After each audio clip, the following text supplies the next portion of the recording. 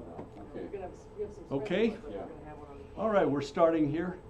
This is the Saturday meeting here. This is the 14th of September. I'm Brian Lance, and we're going to be speaking today, this LaRouche PAC meeting, we're going to be talking about the context for the statement released, and which has been the center of our organizing work, starting particularly over the last week, but really going back several weeks, which is a drive onto the campuses, university campuses across the world, the United States, but also in Europe, France, Germany, and Italy, and so forth, but also Yemen, South Africa, and even in terms of South America, Mexico, Peru, Bolivia, Argentina, and from Argentina into Antarctica, as well as a very active organizing campaign onto campuses, university campuses in these countries, also into Antarctica itself. From Argentina, some of our cohorts, colleagues down there, who are in touch with people on a research base or bases, Argentine research bases in the Antarctic. They reached out to them and got the statement and the call that Helga Zepp-LaRouche, the president of the Schiller Institute, wrote as a call to students to join us in at a great moment in time, and really joining and launching a new phase for mankind, a new paradigm. Let me just start by reading from that statement, and we had a chance at the end of this, just the other day, Keisha Rogers, the leader of the Schiller Institute here in Texas, and LaRouche spokesman, had a chance to dialogue with Jim Bridenstine, the director of NASA, the National Aeronautics and Space Administration, on the future of not only Project Artemis, President Trump's announced program to put a man and a woman back on the the moon in 2024, but also how to carry that forward for the colonization of the moon and on to Mars. So at the very end of this discussion, we'll play that video, and if Keisha's free, she'll be here and have some things to add in terms of the campaign and the response we're getting on campuses. But let me start here now with the statement that Helga released on September 5th. I'm not going to read the entire statement, but just the opening lines. There is really good news, she starts. This is the international call to youth. The age of reason is in the stars. So this is out in probably by now a dozen languages. There is really good news. Man is capable of reason and therefore of limitless intellectual and moral perfectibility. We can do something neither the donkeys nor the monkeys can do. We can discover new scientific principles of the universe in which we live without limits. And I'm just going to hold up here. This is from 1983. This was Lyndon H. LaRouche's book, published that year, There Are No Limits to Growth. This is an ongoing polemic of this movement. There are no limits to growth. Now, speaking of donkeys and monkeys, you might have thought donkeys, you might have thought of the Democratic Party, you might have thought of the Republican Party as monkeys, or, I mean, however you want to think about these things. But, you know, we did just have this so-called debate, Democratic Party debate here in Houston. I think it was on a night of a full moon, I think is how it worked out. And among the statements being made, I mean, I'm just paraphrasing here, but these are statements that have been made. Senator Bernie Sanders has stated that Hurricane Dorian, has everything to do with climate change. We had Julian Castro, another long shot candidate for president, stating hurricanes are happening more frequently and with greater intensity. Now, this is human beings acting like donkeys and monkeys. Dr. Larry Bell from the University of Houston, a friend of ours, had a recent column just kind of responding to this nonsense. And he just drew on the NOAA statistics, the National Oceanographic and what is it? National Oceanic and Atmospheric Administration. Oceanic and Atmospheric Administration. Thanks, Mike. So he said, well, let's look at the record. What do the NOAA facts show? Well, and I think this is interesting to us too, because we get caught, we hear this stuff, and we don't necessarily, we don't think in terms of geological time. We don't think in terms of larger patterns necessarily in day-to-day life. But here we have it from NOAA. The hurricane records dating back to 1851 show that for nearly 12 consecutive years, from October 24th, 2005 until August 25th, 2017, that was Harvey. In that 12 years, that was the longest period when no moderate or major Category 3 to 5 hurricanes made landfall in the continental United States. Say that again, Frank.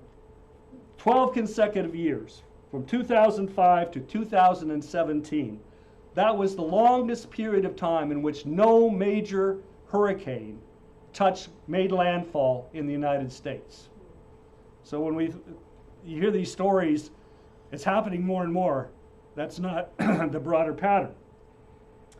Last year, this is just another related figure, there were no violent F4 or 5 tornado touchdowns in the United States. That set a record. Okay. So if you're hearing about tornadoes, we have to stop for a second. Are you actually? Is this really as dramatically new as one thought? And NOAA's last updated 2016 coastal sea level data shows that there is no evidence of an accelerated sea rise trend over many decades. So the argument that somehow trending some increasing level of sea rise, right? Sea rise, but increasing a rate of increase of the rise of sea levels doesn't exist. There's no evidence over decades. It's not a matter of whether it happened 1 year or 2 years. It hasn't happened over decades. So then you have to say, well, okay, if these facts do bear on our situation, why all this talk, and why is there all this apparent belief that there's some horrible disaster developing in terms of man-made climate change? I mean, look, we found on campuses, part of the response, Keisha was telling me that young students were very responsive to the idea of the Moon-Mars mission, a positive conception of what we can do in the universe and the future and shaping the future. But they were also saying things like, well, it's really good for me to reduce my carbon footprint. Here, see, I'm carrying my own water bottle. I fill it up rather than buying a plastic water bottle. Or the idea of, not using straws to protect, the sea turtles. These kind of arguments, right? That this is the level upon which people think, oh, well, these are the things I'm doing or should be doing, can be doing to help the environment. When in fact it's not even in the real world. These are not problems we're facing. We've got other problems we got to face and solve. Then the response, the affirmative response to our organizing and our initiative around this broader Moon-Mars mission over 50 years, this perspective of reimagining and updating the Kennedy vision, that unleashed such optimism in the United States, you know, that response is very much there. But we also have to address another problem, which is this underlying pessimism, which is what Helga's so concerned about, Helga Zepp-LaRouche, in initiating this intervention, is to cut through this pessimism, which is more widespread in Europe, and which is being brought before the United Nations as they're coming into session. We're going to be making a major intervention around the United Nations on this subject. Because in fact, there's another agenda, a Malthusian agenda here, but it's playing upon a certain kind of pessimism in the population. So when Helga starts out this statement, there is really good news. Man is capable of reason and therefore of limitless intellectual and moral perfectibility. We can do something that neither the donkeys nor the monkeys can do. We can discover new scientific principles of the universe in which we live without limits. I don't want to leave that as a simple exhortation. I want to try to put some meat on the bone in this brief discussion we're having to give some sense of that. So if we can go to the slides here. First, here's a picture of Helga a year or two ago in China in an interview on Chinese television. Actually, she and the leader of our French organization, Jacques Cheminade, have just returned from China just in the last few days. Again, but it's her statement that we're kind of keying off here today. And I hope all of you have read the statement, and will otherwise provide a link with this video to that statement so people can print it and share it and circulate it. It's a much broader statement. This is some of the campus organizing, a picture of some of our campus organizing there, I believe in New York, the New York area. And this is the kind of cooperation that is part of what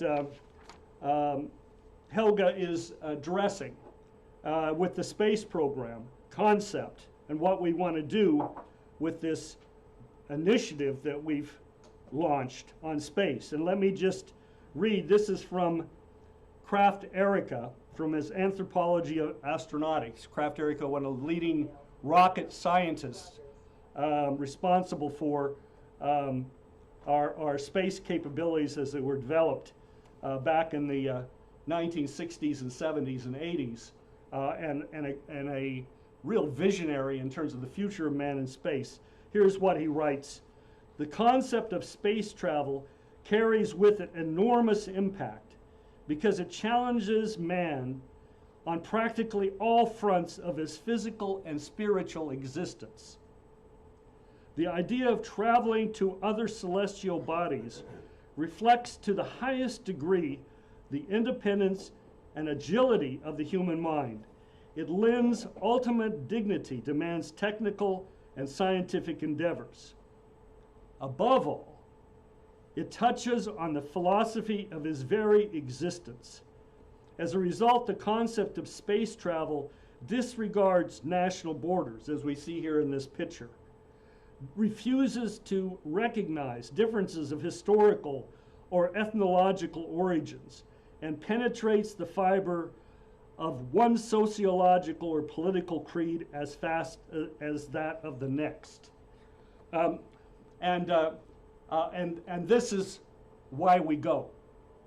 Now, Helga in her statement identifies just right off what I'm kind of separating here. I just thought they were so profound into three related concepts. They're all within the setting of one paragraph. She says, first of all, space travel is the irrefutable proof that the universe obeys an adequate hypothesis of the human mind. This is, again, something we've, it's again endemic in our culture. The idea is, well, who knows what the truth is? That this is just something beyond our reach. Space travel beginning to explore our planetary system and beyond, as we've been doing now for decades. I mean, it didn't stop with the moonshot. As you know, we've got Curiosity on Mars. The Chang'e 4 from China is on the backside of the moon. We're able to do these things because we both master the universe in terms of our knowledge, but the universe responds to our capabilities, our increasing knowledge, in a way that the universe doesn't respond irrationally to our actions. We master laws, we act on those laws as best we know them. The universe responds, it answers. So it obeys an adequate hypothesis of the human mind.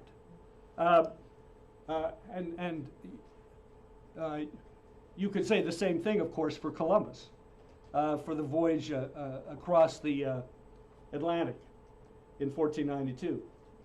Secondly, as I'm putting here, that there is therefore absolute coherence between the immaterial ideas produced by reason. Immaterial ideas, right? No substance, no physical, an idea doesn't weigh anything. There is therefore absolute coherence, Helga says, between the immaterial ideas produced by reason and the physical laws of this universe. Now, again, this is profound. I mean, you can trace this back to the concept of a hylozoic monism in Plato. But again, this is something we have to grasp in a fresh way now. That the principle, the creative principle of our mind, is simultaneously an expression or a mirror of the creative principle in the universe itself as a whole, right? Or to put it in another way, imago viva Dei. Man is the living image of the living God. And again, so this is again a great reason for optimism about our ability to solve any problem in space or here on Earth, if we grasp who we are and the nature of the universe itself. And finally, and that these ideas are the spearhead of the anti-entropic dynamics of the universe. Anti-entropic. People, I think, know it's been kicked around long enough, this term entropy. Things are running down. Your body is running down. If you haven't been feeding yourself right, your car runs down. You wear things out. But the idea that the universe is somehow entropic, is an unprovable principle. It's like saying, it's like the principle, parallel lines are lines that never meet. Well, that's a pretty big statement. What do you mean never meet? In fact, we know from the advances in geometry that in fact that assertion is false. That doesn't occur in the real universe. But more profoundly, the idea that the universe itself is entropic is wrong. There are no limits to growth. That statement is not about just that there are no limits to man's growth and development or growth of population, but the entire universe that we are part of also is a process of creation, of ongoing creation. So this is what I want to just expand on in a couple of different ways. Of course, here we have a spiral galaxy. This is for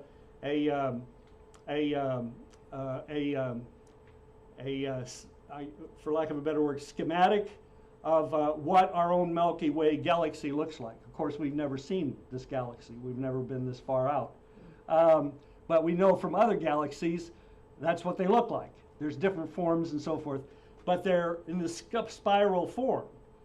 Now, here is a simple shell, right? Nautilus shell or otherwise. And you see that same self-similar spiral process of growth. Self-similar, growing from within, right? It's not extraneous, it's not from the outside. Something didn't come in and make it grow. It's growing from within itself, self-similar development. And of course, these are very basic principles in terms of geometry. I'll just go to the next one. I want to just draw your attention to the difference between an Archimedean spiral and a logarithmic spiral.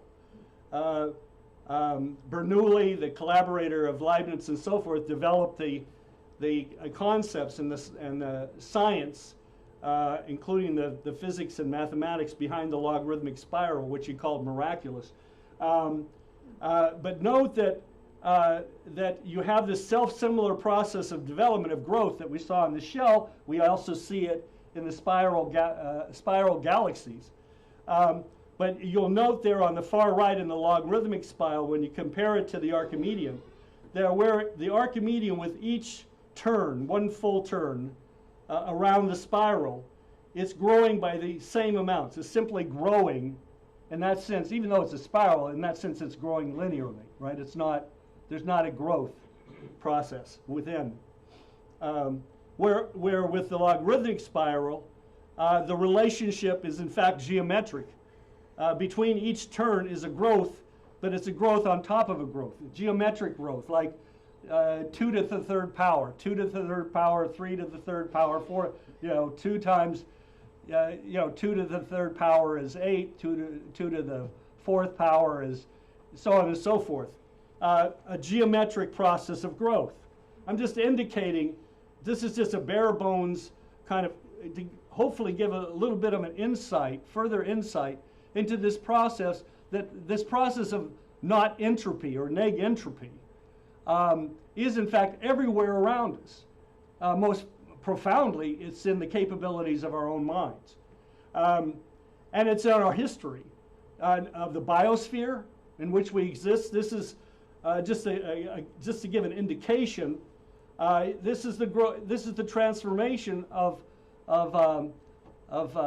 species on the Earth, moving from amphibious forms of life to reptiles, birds, and you see the growth and leveling off of these different species and the leaps that occur with these transformations that occur.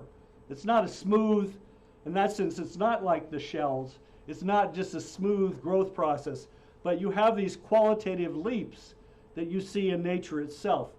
Much like revolutions in energy.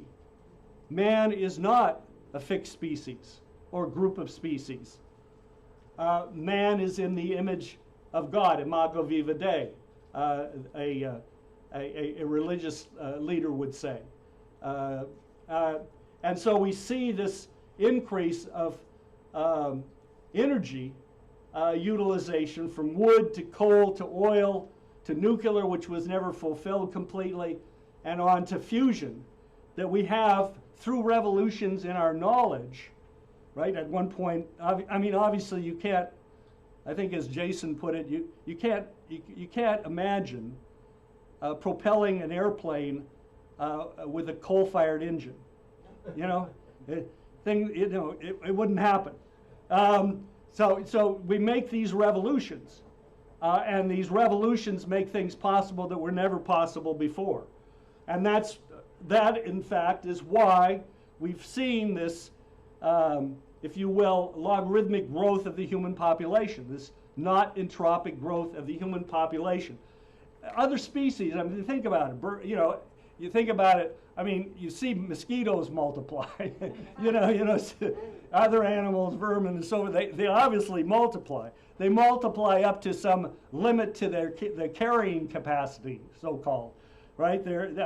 They run into a cold winter and they're wiped out. We spray them if we're talking about mosquitoes. But obviously even deer on an island will only multiply up to a certain point, and then they'll begin dying because of disease and so forth. Their population will shrink, and they cycle again. Because they're animals. They can't change their species' nature. Their characteristics are fixed. While we, men and women, mankind, make these revolutions in knowledge. As has been pointed out, aluminum is not even a natural element. Man created aluminum. You can't find it in nature. But again and again, these transformations, which are insights into nature itself and actions on nature to which nature then responds, allows us to further develop not only our own species, but create the environment for additional species or the flourishing of other species, as in the United States with the development of agriculture and waterworks and so on and so forth. We've actually increased the flora and fauna on the landmass of the United States, for example. So again, this is some of what we now have to bring forward in our thinking to really grasp this moment. Just to pause here for a moment, just think it politically. John Bolton was just dumped, right, as the National Security Advisor, so-called, insecurity, sorcerer or whatever, was just dumped from the institution of the presidency, dumped out of the White House. But we have a much broader process going on. The negotiations between the United States and China are once again been picked up. Tariffs have been pulled back. That were going to go into effect. There's a basis for collaboration, coordination. President Macron of France is operating as a go-between between the United States and Russia and other countries, including regarding the Middle East, on a number of issues, including Syria. Macron is not somebody that we exactly looked on as being a great leader. Nonetheless, under the changed circumstances in the world, he's now taken up an affirmative role. More important is the continued and increasing dialogue between the United States, China, Russia, and India. Look at the coordination in terms of effect of what we're now doing with the moon and the Mars. We're going to the moon. Men and women are going to the moon from the United States, India, Russia, China. We're going there. There was a setback with the Chandrayaan-2 mission from India, but as they said, they've accomplished 95% of what they set out to do. The orbiter is orbiting. It's continuing the scientific work of the lunar orbiter that India sent up. Russia is with the European Space Agency, has its own projects going forward in terms of the moon and expects to be back on the moon, landing people on the moon by 2030. The United States, of course, we're now intent on landing men and women, a man and a woman, on the moon by 2024. And so it goes. China as well, it's on the backside of the moon now. Next year they'll be up there with another mission which will bring back samples again. And they're specifically looking at helium-3. And then, as I'll get into in a second, we have another set of simultaneous projects going on towards Mars. Next year, we've got at least 3 missions to Mars. Not with human beings yet, but new missions. There's the Mars 2020 rover being sent up by the United States itself. You have China's 2020 rover, that's what they're calling it, which is going up specifically to investigate the potentials of terraforming Mars. You have the European Space Agency and the Russians carrying out a joint mission to Mars to land a rover. All 3 of these are not just going up with orbiters. That's important in and of itself. All 3 of these missions going up in 2020 is now planned will land rovers on the moon. India has rescheduled its new launch for Mars to 2022, 2023 at this point. Their intent, they've already gone to the Mars with an orbiter, on the first crack, you may remember that. But now their intent by 2023 to be up on Mars itself. So this is some of the sweep, and at the core of this is the reimagination of the American system economics, the Larouchian economics, with the Belt and Road Initiative. As I said, Helga Zepp-LaRouche and Jacques Cheminade have just returned from China. They spoke at a major conference in Xi'an, China, the former capital for dynasty after dynasty, a major city in central China. We'll have reports coming up on that over the course of the next week or two. But there continues to be this growing and deepening collaboration to transform the Belt and Road Initiative into a global cooperative initiative, as Lyndon LaRouche imagined, around the four powers, the US, Russia, China, and India, with other countries, Japan, you name it, coming in as part of that to reorder the financial affairs of the world and carry forward mankind's development. So this process is occurring. This is the incredible potential of this moment. And this is from LaRouche Pact website. Here we have a visualization of this process of the development, Vernadskian development from baseline energy flux density in terms of the non-living phase space to the development over time, going forward in time to your right, of the biosphere, but then simultaneously growing out of the biosphere another singularity, the development of human society. We didn't come from the apes. Another transformation. All of this, what does this reflect? It reflects an underlying principle in the universe in which we're embedded. So coming back to Helga's statement again briefly, as in her international call to youth, space travel is the irrefutable proof that the universe obeys an adequate hypothesis of the human mind, that there is therefore absolute coherence between the immaterial ideas produced by reason and the physical laws of this universe, and that these ideas are the spearhead of the anti-entropic dynamics of the universe. So now, and this is what we celebrate with great classical music.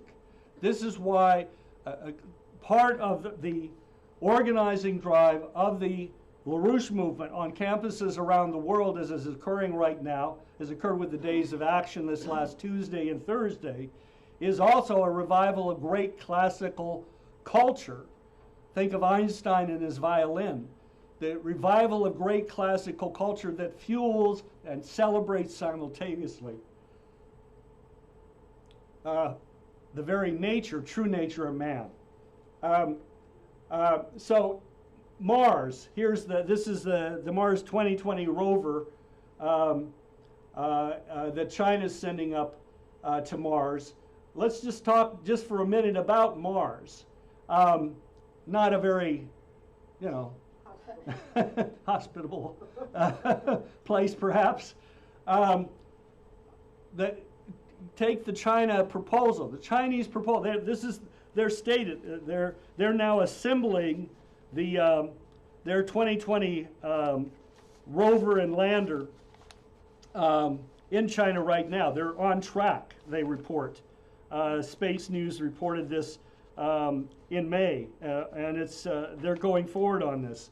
But they specifically reported, the head of their program reported specifically, Wang Qi, the director of the National Space Science Center, that they're going there to determine the prospects for terraforming Mars, to make it habitable, not simply, to create a dome or something and stick a couple people in it like you're living in Antarctica or something like that, but to actually terraform the planet. And so, there's an incredible array of technology, and the U.S. will be doing the same thing.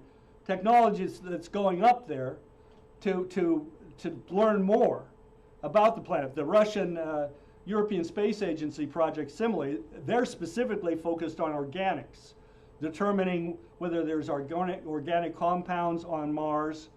As you know, there's water. I mean, the largest crater of water on the North Pole has, ice, 2 miles deep. I mean, we're not talking about a little bit of ice here and there, like in permafrost or something. I mean, there's huge amounts of water, specifically the North Pole. The South Pole is carbon dioxide, but most 85% carbon dioxide. But they're looking also at whether there were prior organics. Are there the remains, shall we say, of prior life on Mars? So that's a specific focus, not just on the surface, but going down 2-3 meters. specific focus of the European-Russian project for this coming year going to Mars. But the Chinese proposal specifically on the terraforming question, so all sorts of work to determine that, and then the U.S. likewise. We can come back to that, but terraforming on Mars, is not going to be an easy question. I just want to emphasize this, and not from the standpoint of saying it can't be done. There's some people running around saying, oh, forget it. A study came out a little more than a year ago, which, based on the latest material from our most recent orbiters and from Curiosity and so forth, determining more closely the amount of carbon dioxide that exists on Mars, said there's not enough carbon dioxide there to actually create an atmosphere. What are we talking about here? Well, the Earth's atmosphere, how much of the Earth's atmosphere do you think is oxygen? 21%. Shh.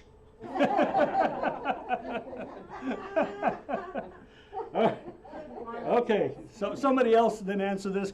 How much is nitrogen? Yeah, 78%, right? How much of it is carbon dioxide? 0.05. Very knowledgeable room here. All right. So then what is the Mars atmosphere? How much of it is oxygen? Zero. Almost zero. Yeah. In the form of oxygen as such.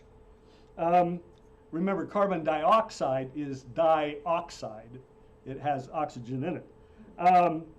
How much of it is carbon dioxide? 96%. Whoa, yeah. Argon is 1.9%. Nitrogen is 1.89%. And then there's a little of this and that, and a little water vapor and so on, right?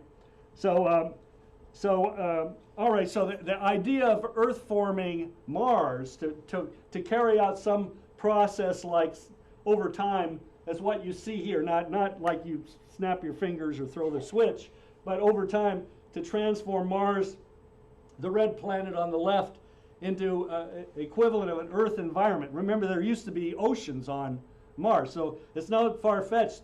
That's specifically something that could be released in the process of the terraforming of Mars, is that you would begin the recreation of the oceans on Mars, which once filled a vast amount of the area, land area of Mars. It's not going to be so easy, but so you're starting with carbon dioxide. Well, okay, but the carbon dioxide, it's a very thin atmosphere, right? That first of all, the gravity is only 38% of Earth, but that's important. The moon basically doesn't have any gravity, so 10% or something like that. So that they've got a 38% gravity is very important. Secondly, that it does have an atmosphere. It's a low atmosphere, but where Mars' gravity is 38% of that of Earth, the Mars atmosphere is only 1% of that at Earth at sea level in terms of pressure, atmospheric pressure. One bar is Earth atmosphere. They're at 1 millibar atmosphere. So you're talking about they're at 0.1 millibar, and anyway, you're talking about bringing it up 1,000% in terms of creating an Earth atmosphere. But you were starting with carbon dioxide. Well, so that's the idea. You start with carbon dioxide. You got to figure out how to release this carbon dioxide, which is trapped on the South Pole, and otherwise is embedded in soil structures and so forth, remnants of the earlier life forms and so on that existed there before. Also carbon dioxide that's simply precipitated, shall we say. There's another term, a more correct term, but basically in mixing with the water over the course of time, came out of the atmosphere and came into the soil, into the regolith itself.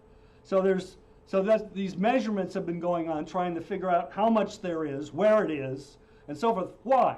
Because you want to create an atmosphere of carbon dioxide. I mean, which is ironic. I mean, here we are, we're trying to get rid of carbon dioxide. In Mars, we want to free it up. We want to create it.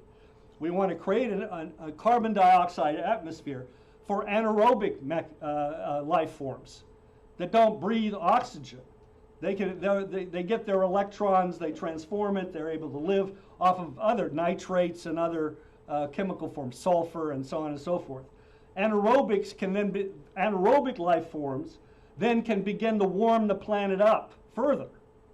And from there, then, by that warming process, you can bring the temperatures up in the planet and increase the pressure, atmospheric pressure, up to something where actually aerobic Earth, oxygen, shall we say, breathing plants can grow and flourish. So we can reintroduce. We start by introducing anaerobic forms of life onto the planet, and then we move to oxygen living forms. Now, how do we do that? Well, here's a couple of forms. Well, here's if there's not enough carbon dioxide that could be freed up readily. I mean, give you an idea.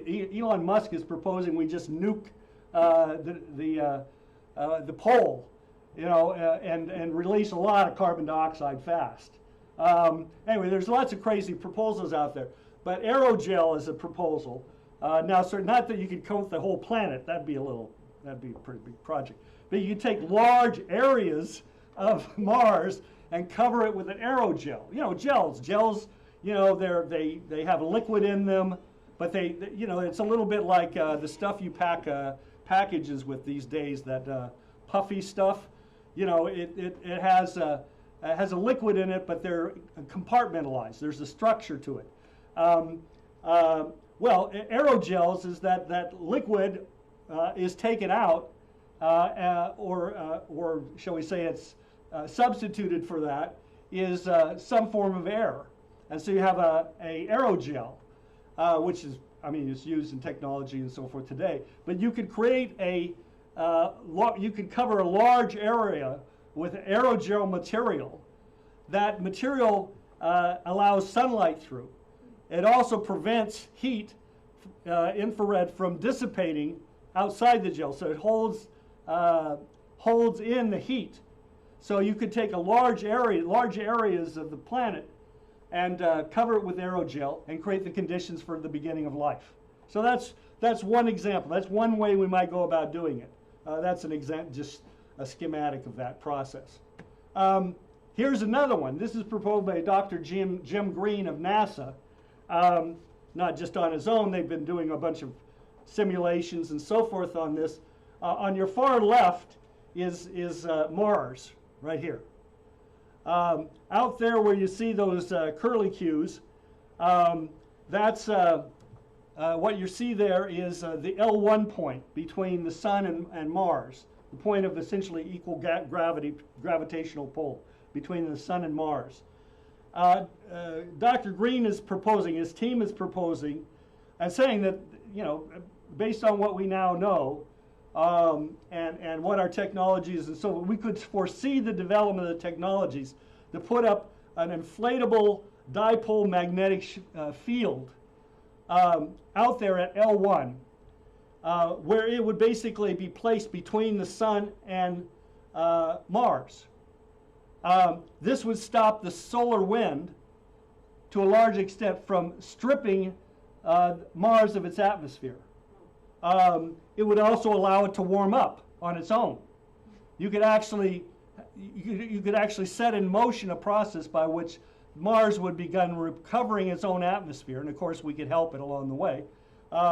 And this would, as Dr. Green is proposing, this would make Mars much more habitable for man rapidly. So this is another proposal which may seem quite extraordinary to you, but this is coming from a team at NASA that's been working on this over the last several years. So the point is that this comes from the minds of men and women.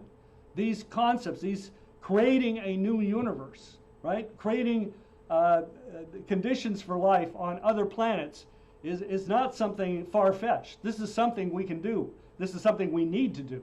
And in the course of doing it, we're going to be affirming in a way that as Dr. Kraft Erica and Helga Ziebel-LaRouche are emphasizing, we're going to be affirming our own existence as human beings.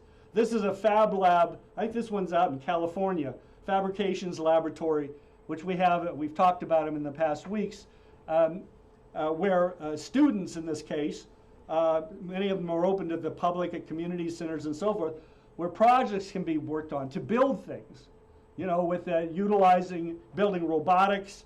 That means mastering electronics, circuitry, etching circuitry, and so on and so forth. But the makers movement is blossoming around the country and in Europe and elsewhere.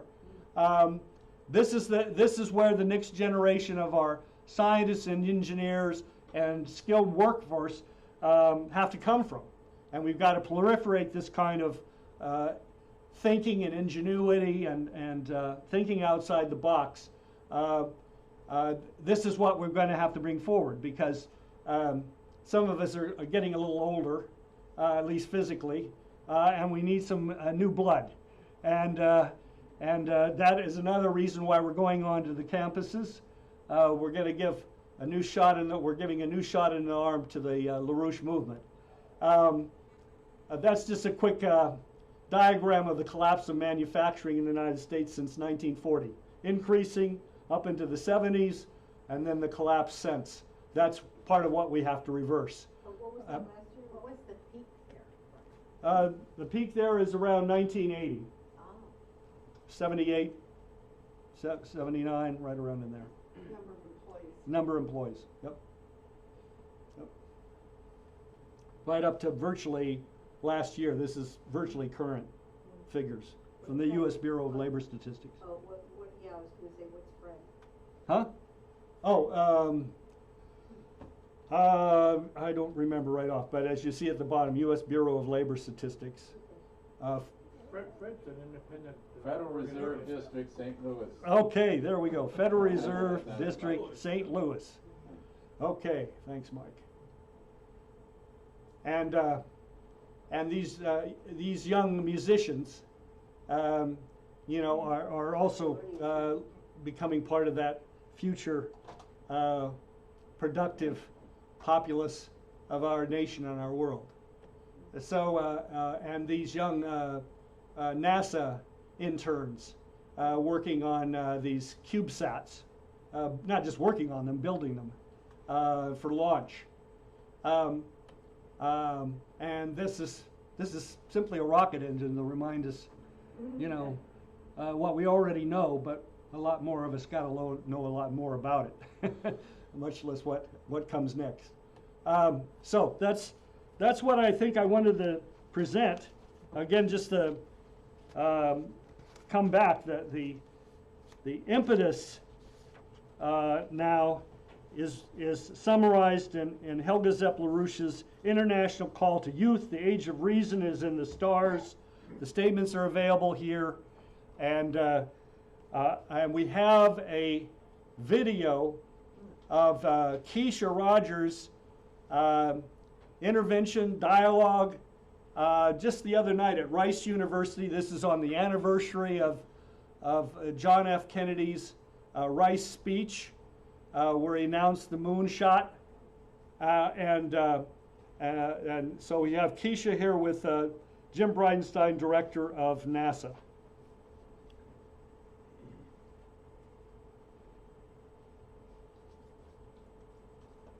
Mike's setting it up here. President, thank you very much for your service, and thank you for being an excellent NASA administrator.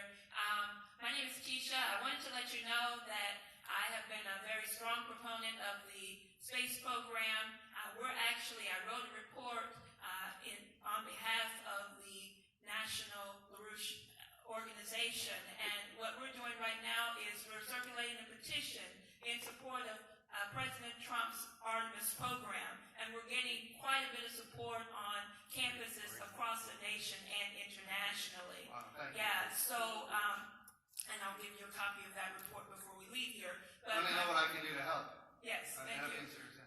And my question to you is on the subject of not just supporting the next 4 years of 2024, but looking into the next 50 years of space exploration. You talked about the Mars mission.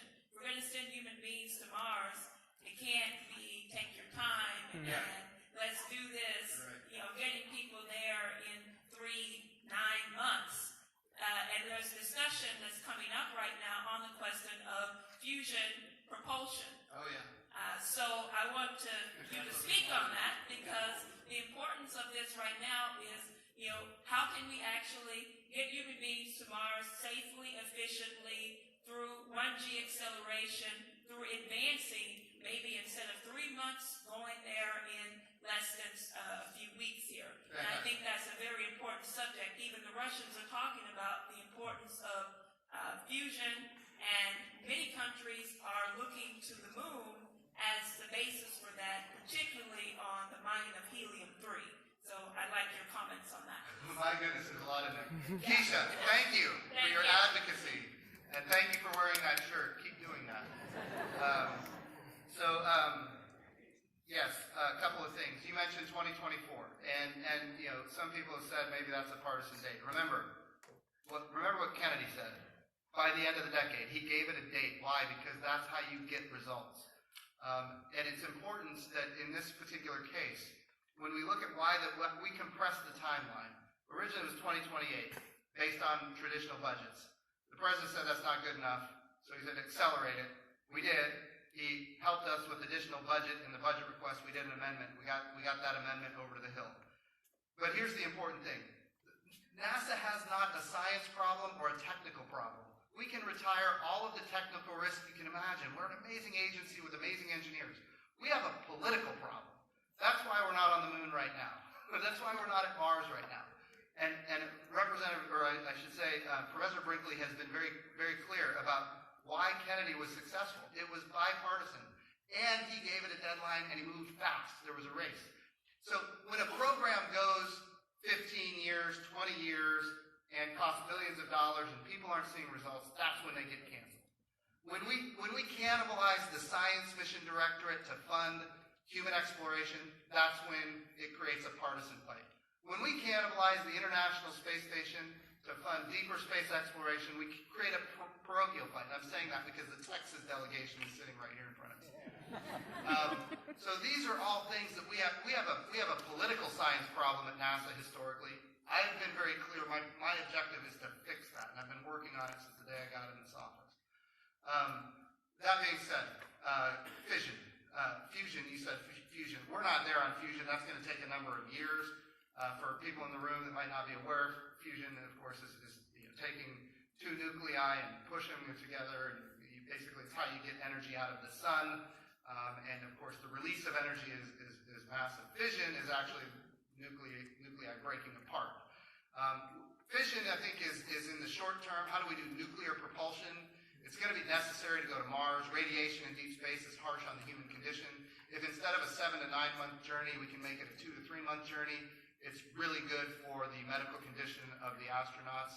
I will also say that we can do it so safely that we can do it in a way that it could never be weaponized. And certainly we don't want that, and we would never allow that to happen as an agency. But I will say, other countries do it. Other countries are developing that technology right now, and we should be a part of it. But cislunar space, when you talk about having nuclear propulsion in space, being able to maneuver in cislunar, basically the space between the Earth and the Moon, is going to be critical for the future. From a national security perspective, for all kinds of reasons that I'm not going to talk about here, but at the end of the day, that's a technology that the DoD is interested in. There's no reason if the DoD is developing it that we shouldn't take advantage of it for exploration, and it's important. So anyway, thank you all so much.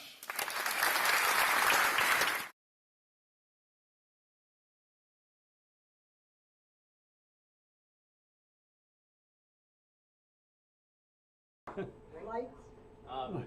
And Bridenstine, I don't know if people caught it, but he was serious. As he said. So hopefully this is as we're taking it seriously. I think it's a tremendous intervention. Yep. Mm-hmm. Yep. He is very enthusiastic. Yes. Former fighter pilot. Besides former congressman, he was a fighter pilot off of aircraft carriers. Yeah. How long's he been in heading? Since the Trump Yeah. Oh. Trump administration came in. Years. Yeah. Brian? Questions, comments? I Yeah. was curious, do they have anything like Fab Labs in China, or are they beyond that? The whole I- school system, you don't know? I know. I don't know. They I don't had- know. I the could city- guess, but I. The city of Shenzhen has a huge number of robotics, young people who are coming in and, you know, are being Companies. to explore robotics and, Yeah. and all kinds of ways to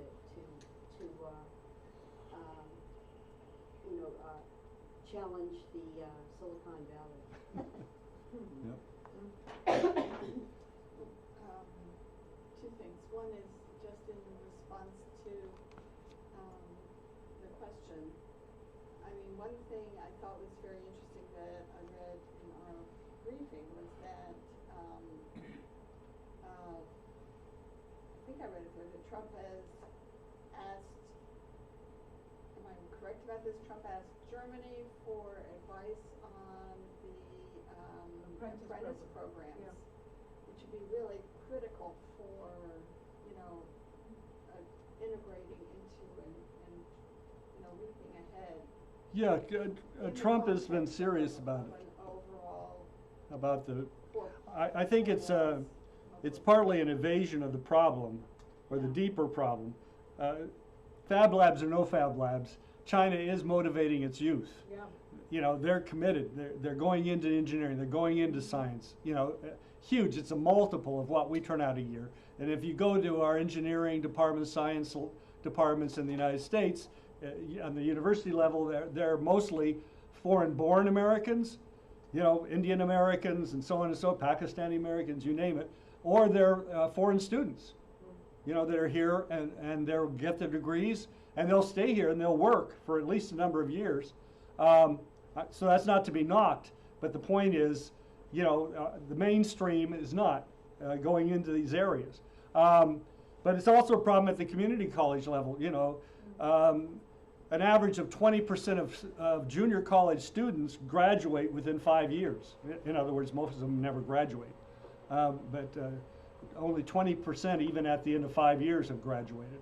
That doesn't catch the whole picture because you have people that leave for the Army and then they come back and so on and so forth. So 5 years isn't the limit, but nonetheless you see the problem. More directly on apprenticeships, the problem, you know, Germany has developed this apprenticeship program which educates a huge number of its youth. I've seen figures that say it's 60% of the youth go through various apprenticeship programs. But the students that the companies are looking for to come into their apprenticeship programs have to already be motivated. And this comes back to our initiative, is to mobilize youth and then mobilize those youth to mobilize their parents for a new crash program, a full-fledged science driver program around the Moon Mars mission and fusion energy development. It costs between $25,000 and $75,000 to train a young man or woman in a basic technology skill for a job in Germany. So the companies are not willing to take big risks with a lot of young people. They're looking for people that are, as I said, already motivated and can, you know, and will carry on. They can't afford, accidents on the factory floor. They can't have bad product going out the door, which could endanger other people's lives, and so on. So Leaving because they get off into drugs. there's something like that, right? So it's really going to have to take a national coordinated effort, including with the equivalent of national defense loans, and more importantly, a coordination in which the U.S. government is taking a leading role to work with and help coordinate between community colleges, vocational schools, other colleges. Like we have Lone Star College, which produces a lot of workers for the oil refineries and plastics processing firms and so forth. To coordinate this on the scale that's actually going to require to rebuild the U.S. workforce. If it's left to apprenticeship programs, companies will look at it from a cost-benefit analysis. They'll look at what they need now as opposed to what the country needs, in the course over the next 10 years. So that coordination is going to be important, but it's also going to be important to incentivize apprenticeship programs.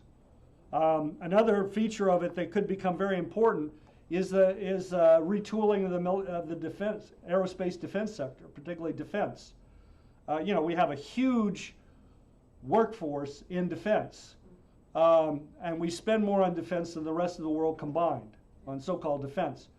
Even a partial retooling of defense would free up a tremendous machine tool capacity, the most advanced in the world, or at least equivalent to the most advanced in the world. Free up a portion of the workers that are already skilled with that machine tool design and production capacity, machine tool manufacturing capacity, but also could be a wealth of leaders or potential leaders in training up another generation. Also keep in mind, we've proposed the idea of a space CCC.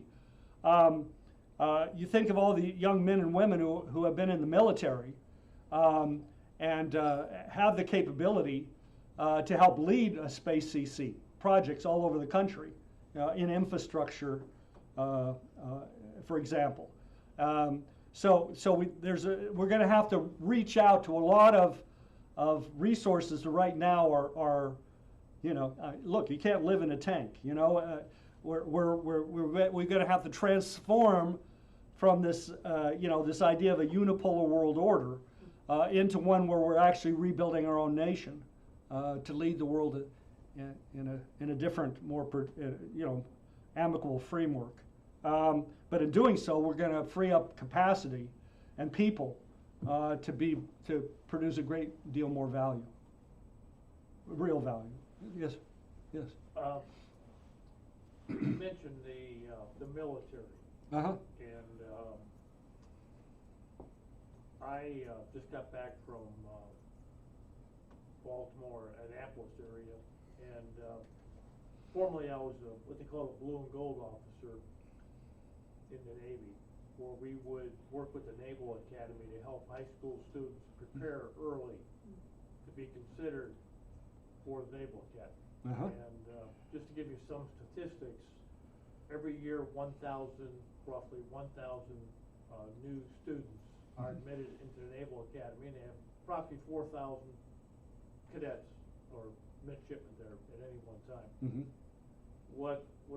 And I was very active in the 80s. I went back this year, and I was kind of surprised that they have de-emphasized at the Naval Academy the engineering core. And I have my theories about what happened there, but the military academies under Barack Obama were used to socially re-engineer our society. And as Commander-in-Chief, he took extreme liberties, and he has neutered at least the Naval Academy. I can't speak for the other one, but I can't imagine that he would single out one of the services. Do you see anything with Trump's initiative. I mean, you talked about the defense. I spent 28 and a half years in the Navy and Navy Reserve. Fantastic service. I enjoyed it. I stayed in as long as I could until I didn't make Admiral. I was forced to retire. But the point is that it's an incredible breeding ground, or used to be an incredible breeding ground for technical talent. Yeah, it was a part of the whole purpose of the course. In 1964, you know, when you graduated from the Naval Academy, you came out with an engineering degree. You didn't come out with a liberal arts degree or a philosophy degree. Mm-hmm. You know, you got a bachelor's of engineering degree. Period, end of story. It's the only kind of degree you got.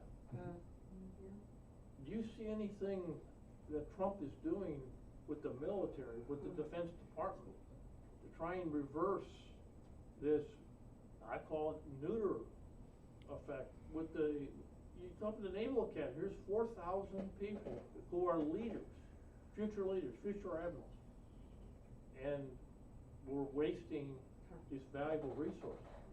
I mean, they have a 5-year commitment because of an incredible education they get. I didn't go to the Naval Academy, I came close.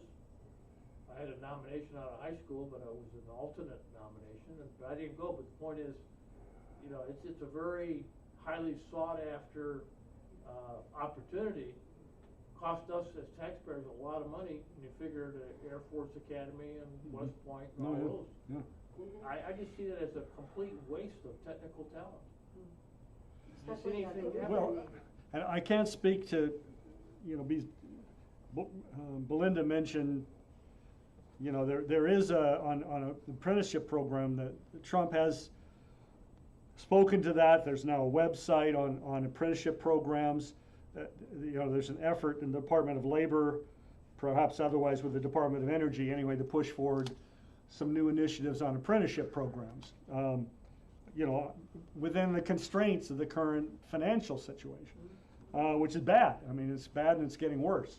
You know, manufacturing there was a slight uptick, but now it's over the last several months it's going back down. But going to speak more directly, I mean, you know, the CCC, it was the Quartermaster Corps of the U.S. Army that organized the CCC camps. They all across the country, they provided all the logistics, food, tents. Right. Initially it was tents, and then it became cabins and so on. But it was the Army Corps, Quartermaster Corps that provided that.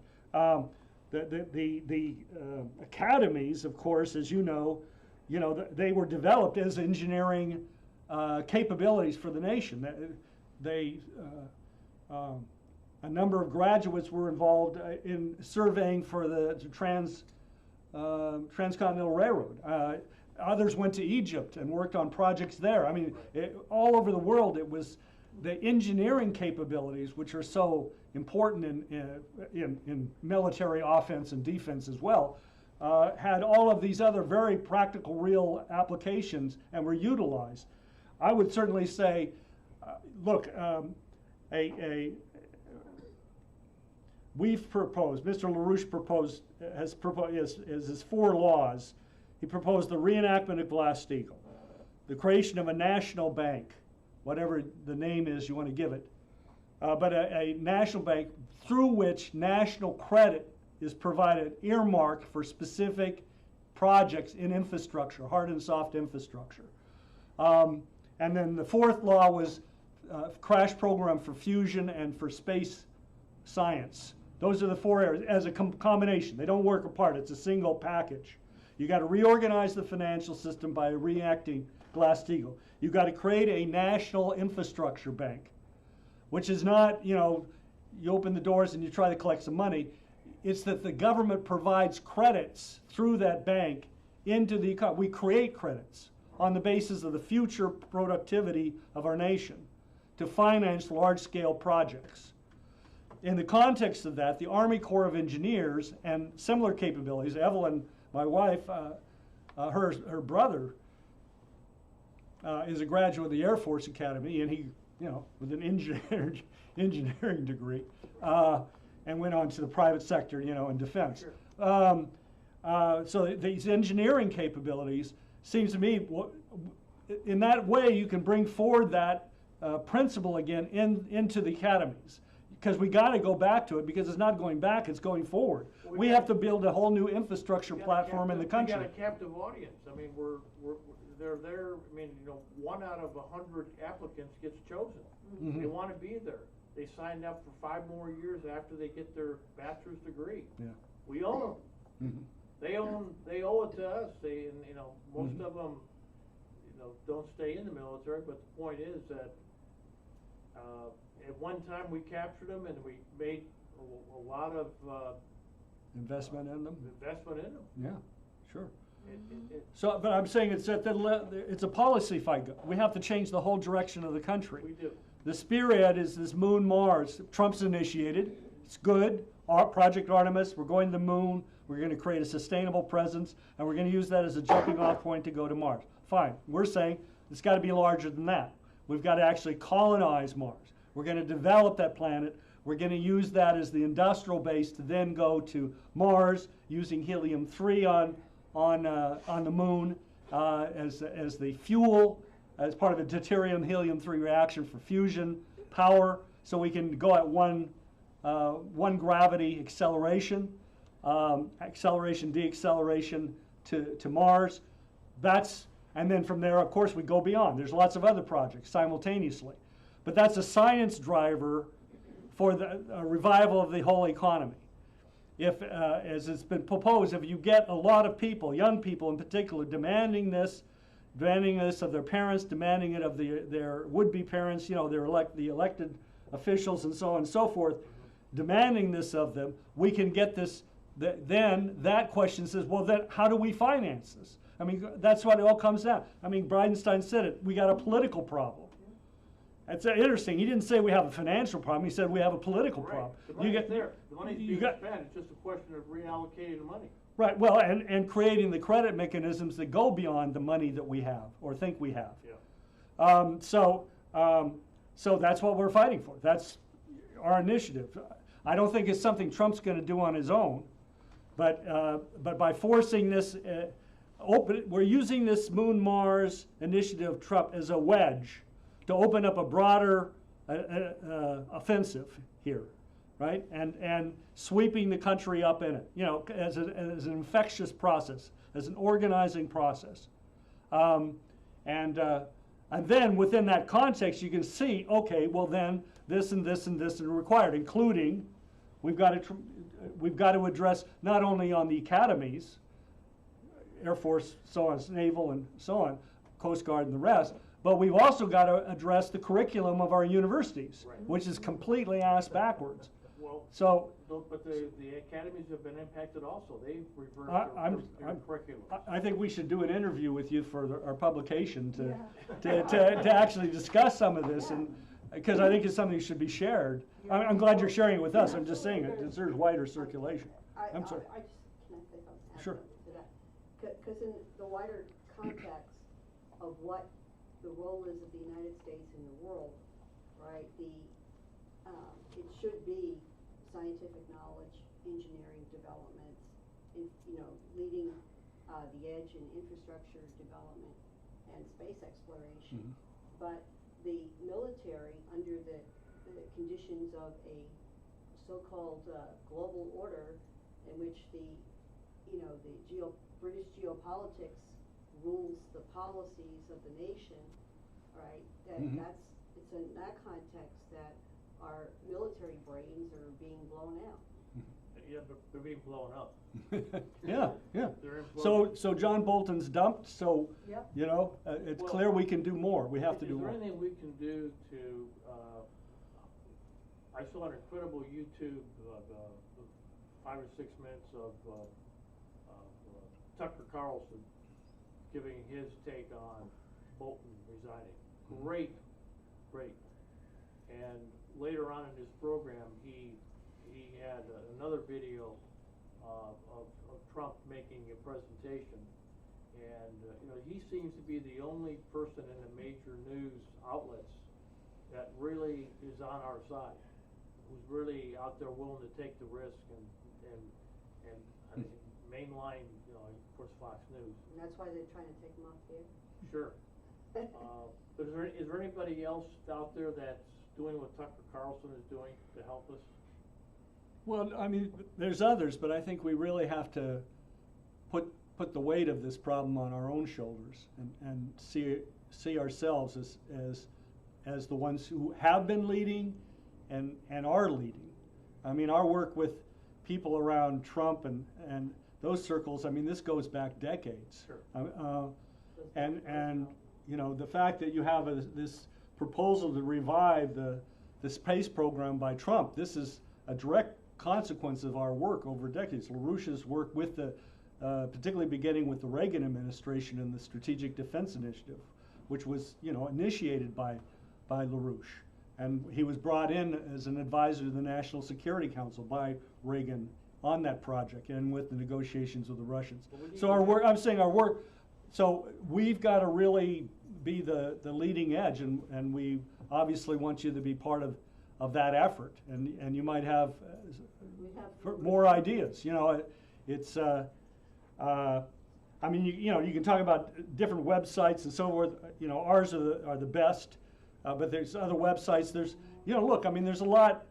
I mean, you know, I mean, it's kind of ironic. You know, there's all these efforts by social media to try to control people's thinking, but on the other hand, it is true that you have, with the internet, you have all these news sources and so forth, and people are trying to figure things out. The better people are trying to figure things out. So, you know, it's not like there's no support for Trump getting rid of Bolton. It's ironic, right? Because the people that are supporting Bolton now are the Democrats, Right. which makes them look pretty idiotic, you know. Mitt Romney. Right. So, let me, yeah, Louise, yeah. So you're saying we had the largest percentage of the people employed in the U.S. is in the defense industry. Did you say that? No. Or what did you say? Related to the percentage of the population? Oh, I just said we have a huge number of the workforce is in defense. I mean, you have over 1 million men, if I remember right, it's 1,200,000, maybe it's a little less now. I mean, it's over 1 million men and women in uniform right now. What percentage of the budget? Yeah, and a huge percentage of the budget goes to defense, goes and to then, the Defense Department. And you have a huge, you know, the workforce involved in defense is something on the order of 800,000 people, if I remember right. About budget, because then you made comparison to the. We spend more on defense than the rest of the world combined. That's what I, Okay. thank you. That's sure. And so we got the golden nugget already there. Okay, like he said on the video, it's a political issue. It's making the people aware that the money's there. It's just like an allocation issue. It's an allocation issue. Well, we're saying it's more than that. To be honest, with ourselves. Look, we're coming up to right now another 2007, 2008 financial crash. I mean, even the Bank of International Settlements and the IMF are warning that the corporate debt is the new mortgage-backed security bubble that's going to blow. So we think we have money, but actually, you know, we don't have money. But that's exactly where we were in the 1930s. You know, it blew out. Banks were bankrupt. I mean, we had to have a bank reorganization, right? We had a bank holiday and a reorganization. Banks didn't have a lending capacity. So the federal government went back to what Lincoln had done and what Hamilton did originally. We created national credit. The government issued the equivalent of greenbacks, which is what Lincoln did. He issued greenbacks. There was nothing behind those greenbacks but the full faith and credit of the United States, our future. And we issued those credits into the economy. They paid for, they helped pay for the Transcontinental Railroad, among other things, as well as the common defense, the prosecution and successful prosecution of the war, ending of the war. But that model came from Benjamin Franklin and Alexander Hamilton. It was revived by Roosevelt. That was the Reconstruction Finance Corporation that funded all that infrastructure in the 1930s in the United States. You know, when we were broke, we created the credit that set in motion the machinery, literally, and the people that produced this enormous economic capability that we were able to wield, against fascism. So we're going to have to, so that's a much more willful process. In other words, it's not just a matter of letting the free market do its own thing, and we skim off a portion in taxes, and we just redistribute it differently than we did it before. The actual process by which the American system has always worked is that it's a much more willful process where we, the people, through our government, say, we're prioritizing these areas, we're targeting these areas for investment, like Kennedy did with the space program, and we're going to fund them. We're going to provide the credit because we know a creative workforce will produce more physical wealth than the money we put into circulation through these credits. So that we can retire the debt. It's going to be no problem retiring the debt as we grow the economy. That's a willful process, and we've got it. The American people have to become much more conscious and active, not just active, but have the sense that I, as a citizen, have a responsibility to deliberate upon and determine the direction of the economy in the future. And with those credits, then you set in motion private companies. The private companies end up doing, the projects and so on and so forth. You may supplement it with some other things like a CCC or whatever along the way. But the point is, it's the companies you're setting in motion as a mechanism. So it's not socialist, but you're using credit. I think it's really important to keep in mind we're not rich. We're poor right now. The country's poor. I'm sorry, Victor, we didn't get to you sooner. In that vein, could you say something about what Daniel Burke is doing, and also what Barbara Boyd is doing with Jim Jatras and our friend from the NSA, the whistleblower, William Binney. Yeah, with this Seth Rich, this new information that's come out on that. Can you say something about that? No. I'm sorry, I just can't. I don't know the new material on Seth Rich, so I'm just blindsided on that. What Seth Rich from the Clinton era? On what Daniel Burke is doing, you were asked, as well as I, Daniel Burke is running for Congress against Cory Booker. Senator. Right. Senate. Senator Cory Booker. But he's doing it in the context of leading the campus organizing in the New York, New Jersey region. And he's out on the campuses, Columbia University, you name it, NYU and so on and so forth. Princeton, yeah. Wow. With this perspective on the science driver program, Moon Mars, on defeating the green movement, as a Malthusian genocide movement, which it is, reports back as we found here, like at the University of Houston, the downtown campus, which Ron, you might want to say something about. Anyway, we're getting a very, as I mentioned at the start, a very warm response.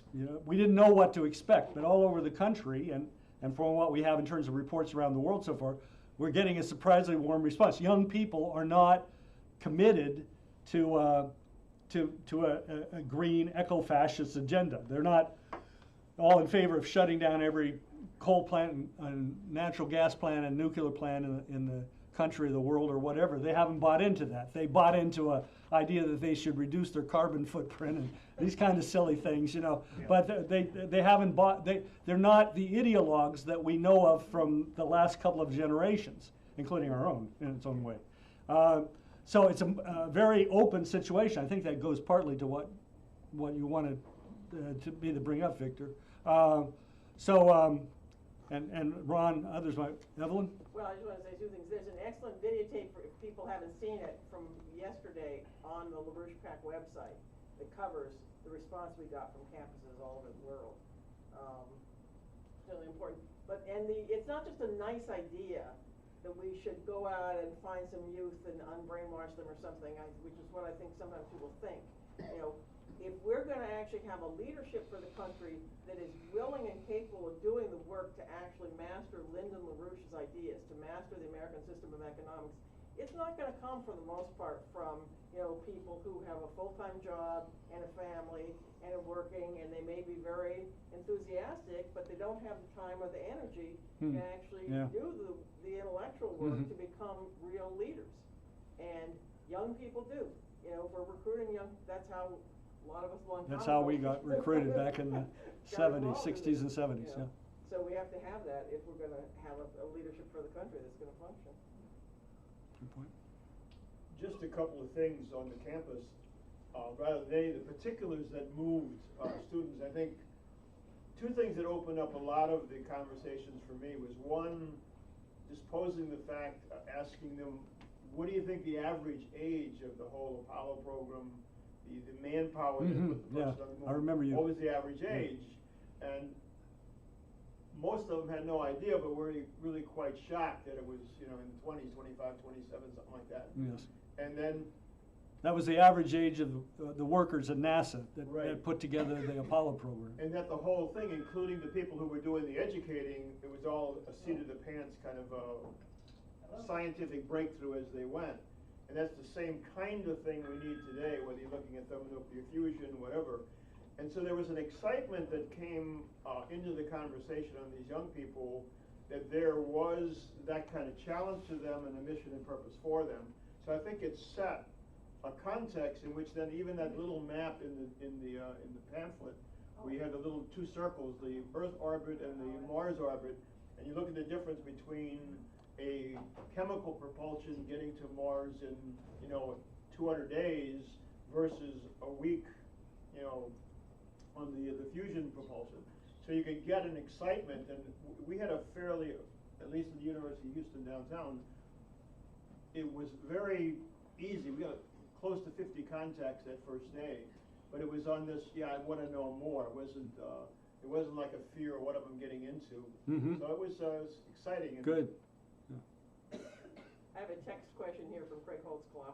Oh, well, let's go to Joel first, because Joel had. Oh, well, I was just gonna say, there is some optimism on the campus, because Rice is playing Texas tonight. Why does Rice play Texas? Kennedy asked, Because it's hot. rhetorically. Yeah, because it's hard. Okay. Yeah. Yeah, sure. So Craig Craig's. says, Okay. question for Brian. To what extent does the lack of a magnetic field on Mars inhibit support of expanding life? Yeah, well, yeah, I mean, That's a the good best, question. that's, the best analysis is, that we have at this point, and I'm not trying to play, geoscientist or here or something, but, is that, the loss of the magnetic field, relative loss of the magnetic field on Mars, we don't know why it was lost, but it was lost, substantially lost, then created the conditions in which the solar wind, could just rip through, because of the loss of atmosphere, could just rip through and carry off, everything, so you have this extremely low pressure atmosphere. There is an atmosphere, but it's extremely low pressure, so low you can't support life on that planet now at 0.1 millibar of air pressure. Just there's no life that we know of, including deep sea, gas releases, or these areas where anything could survive under the conditions that exist on Mars now. So you have to, and the temperature. I mean, if you're not aware of it, I mean the temperature. There's on the equator, at the closest point that Mars is to the sun on its annual orbit, you can get temperature up to around 68 degrees Fahrenheit. But that's, that's the extreme. The average temperature on Mars is minus 81 degrees Fahrenheit. And on the poles, it's minus 240 degrees Fahrenheit. That's where all this carbon dioxide ice and oxygen ice is. So you gotta warm the planet up, and you gotta create an atmosphere. We don't have a handle on changing the magnetic field of the planet at this point. That's something beyond our knowledge, at least as far as I know. beyond the scope of our knowledge at this point. But we can, one potential is that we could create with this shield, dipole magnetic shield at L1 point in the, off Mars, between Mars and the sun, deflect that solar wind away from Mars, and then allow, the planet is continually releasing carbon dioxide. It's continually, trying, if you will, to create an atmosphere. So if you deflect the solar wind away from, as you saw in that diagram that I had up earlier, then you have the conditions in which a atmosphere, carbon dioxide atmosphere, begins to develop, and you continue to warm the process, and you can begin, and then oxygen begins to be released with the flow of water. Water, ice begins to melt. Not just the carbon dioxide ice, but then the oxygen ice begins to melt. So then you have oxygen, the beginnings of oxygen. We would then want to go up, to create the conditions where you could actually have plant life and so forth. We would want to go up and use fusion power. This is another use. We'd want to have fusion power on the planet. We've talked about it in terms of, using the regolith to produce buildings and other materials and so on, separate out elements, mining, manufacturing, and so on Mars. But also, most immediately, by superheating, using fusion energy as a source of heat, you can start heating up portions of the regolith and release more oxygen. On a massive scale, you could release a great deal of oxygen quickly, as opposed to allowing it to happen over centuries, naturally, quote unquote. You could speed that process up very rapidly. And with that, then, with oxygen as an increasing portion of the atmosphere, then you have the basis for aerobic plant life, not just primitive, but you could, begin creating the conditions. As Dr. Jim Green says, you could rapidly then begin producing the conditions for crops being grown outside, or at least in the equivalent of what am I thinking of, the greenhouses and so forth. I hope that answers the question. Apparently. Okay. All right. Well, we can end the formal, if you will, discussion, but just the discussion can continue. But thank you for your attention and questions, so forth. Yeah. Okay. Thanks. I just showed up.